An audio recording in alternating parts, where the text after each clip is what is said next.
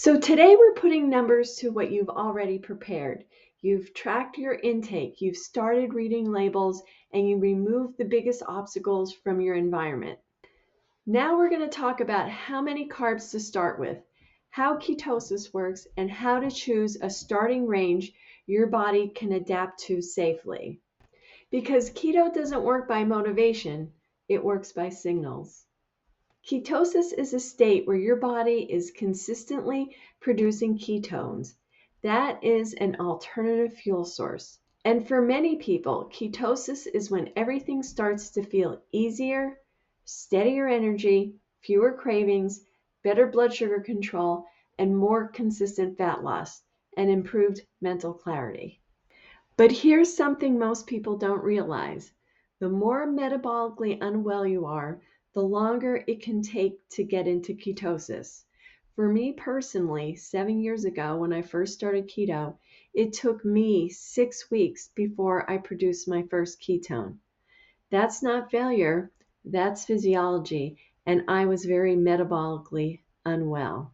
Most people coming from a standard American diet are eating somewhere between 250 to about 300 grams of carbohydrates per day or more.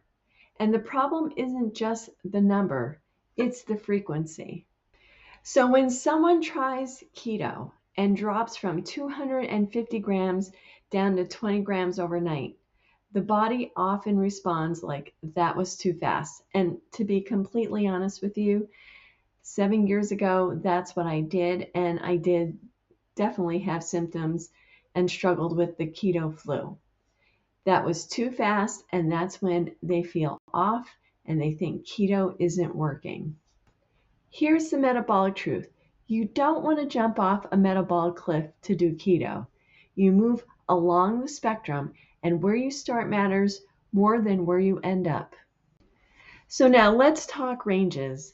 When I work with clients, I always have them track their normal eating before they start keto for about a day or two and see where their carb range comes in.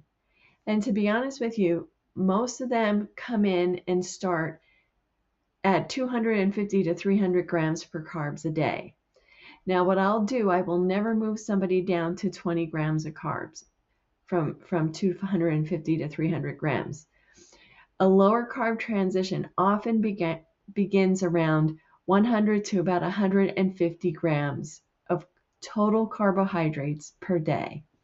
Now, once people are adapting to that, they feel good. They're balancing their electrolytes. I'm sure if they're going from 250 to 300 grams of carbs a day down to 100 to 150, that's still a big deal. You're going to lose a lot of water weight. You're also going to be moving that needle from being a carb burner to more to a fat burner. And once everybody feels good at that point, then I will move them down to the 50 to 100 gram range. And for most people, nutritional ketosis occurs around 20 to 50 grams of total carbs per day. So you may not see ketosis at the 50 to 100 gram range. But to be honest with you, for me, it took closer to the total 20 grams of carbs today.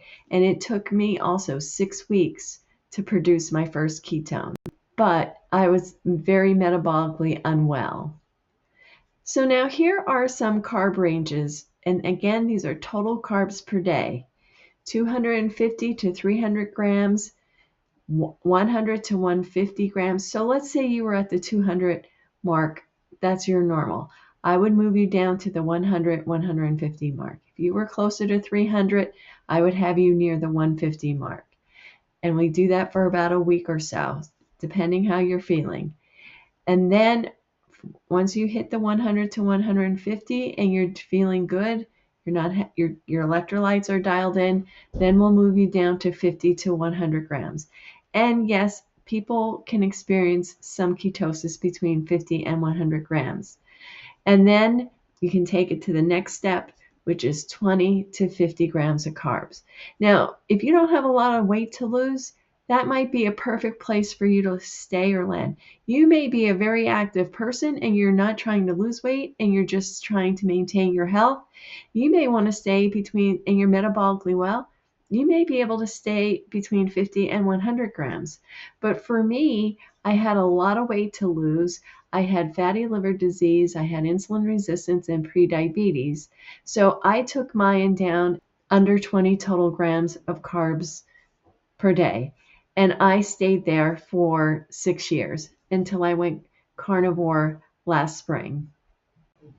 So the rapid drop is when people experience what's commonly called the keto flu. Keto flu isn't an illness. There's no infection going on. But it reminds you, and I've had it because I did the quick drop, and I would not recommend doing that. But what happens is you lose a lot of water weight. When you're getting rid of all that water, because remember, every gram of carbohydrate you consume, you're retaining 3 grams. So imagine if you were eating 200 to 300 grams a day and you went down to 20. You would be losing a major amount of water and your electrolytes would drop suddenly. And you have body aches, you have brain fog, you feel tired, you have no energy. It's a temporary physiological response to a rapid drop in insulin. Fluid shifts, you will get rid of a lot of water, and with that water, you lose a lot of electrolytes before your body is fully adapted. That's why early on you'll see a bigger weight loss. Part of that is water. So if you're working to reverse type 2 diabetes, severe insulin resistance, or fatty liver disease, you may need a tighter carb target. Dr. Westman calls this prescription keto. For that level of metabolic healing, the goal is often 20 grams of total carbs or less per day. And as I said before, that is what I needed to do. And that was 7 years ago. And I don't have prediabetes anymore. I don't have insulin resistance. And I reversed my fatty liver disease. And I also got off my blood pressure medicine. Okay, macros or macronutrients refer to protein, fat, and carbohydrates. On keto, protein is the foundation. That makes up a good portion of your diet. And I would say 7 years ago, we had put more emphasis on fat. And keto has evolved since then. So protein is the foundation. Fat supports energy because, like I said, you either have carbs or fat for energy. And we're switching you from a glucose or sugar burner, which is a carbohydrate, to a fat burner. And we also want you to get to the point where you can use your own stored fat on your body for energy. And so you start that plate with, like we talked about, with good protein. Eat the fat that comes with the protein. You can add a little extra fat butter with your eggs. I have eggs, butter, and bacon and full fat cottage cheese every day. And then we're reducing carbs. Keto is not starvation. It's actually very delicious. And once you start eating that way, you will start craving protein again. And I eat chicken thighs now with the skin on. For 30 years, I took the skin off my chicken breasts and I never ate chicken thighs. But I want you to be clear, keto is not starvation, but it's not unlimited fat. If you're getting hungry between meals, then you add more fat. Now with my clients, I recommend for the beginning of keto to track total carbs, not net carbs. And I'll be honest with you, I'm 7 years into it and I still track total carbs. It really is, they build accuracy and awareness, and you get more consistency and more consistent results. Net carbs can be useful later, but early on, total carbs give you clarity. Now, let's make this practical. The ketogenic range for most people is still 20 to 50 grams of total carbs per day. That's where nutritional ketosis becomes consistent. So think of that as the end point. That's where we're going, but your starting point depends on where you're coming from. So if you've been eating 250 to 300 carbs per day, dropping straight to 20 grams overnight can create a rough transition. That's when people begin to experience symptoms, and quite early. For some people, though, it's smart to begin in a transition range first, like 100 to 150 or 50 to 100, and then step down. But the goal is still the same. You're going to try to reach and sustain then 20 to 50 grams, which is the ketogenic range, in a way your body can adapt to safely.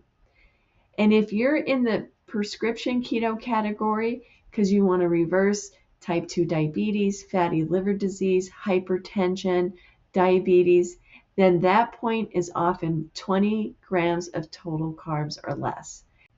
So here's your action step. You need to pick your starting carb range, and you should have, for at least a day or two, tracked your total carbs by what you are normally eating. And then stay consistent enough for your body to adapt. And when I'm saying adapt, your body's adapting from using sugar, glucose, starches for energy to shifting to using your body's fat and the fat you're eating for energy. Because ketosis becomes predictable when your carbohydrate signals are consistent. If you keep adding in more carbs and not stay at a consistent rate, your body's going to be confused. In the next video, we're going to cover the first 7 to 10 days of keto, what's normal, what's not, and how to avoid the most common mistakes. And if you want a deeper explanation of ketosis, I have a full ketosis series. I'll link it below and put it on the end screen. I know this could be overwhelming, and if you want a step-by-step guide to follow alongside this series, my Keto Made Simple ebook is linked below. It walks you through the entire process, and it's on sale till the end of this month. This is Dr. Rose. I'll see you in the next video.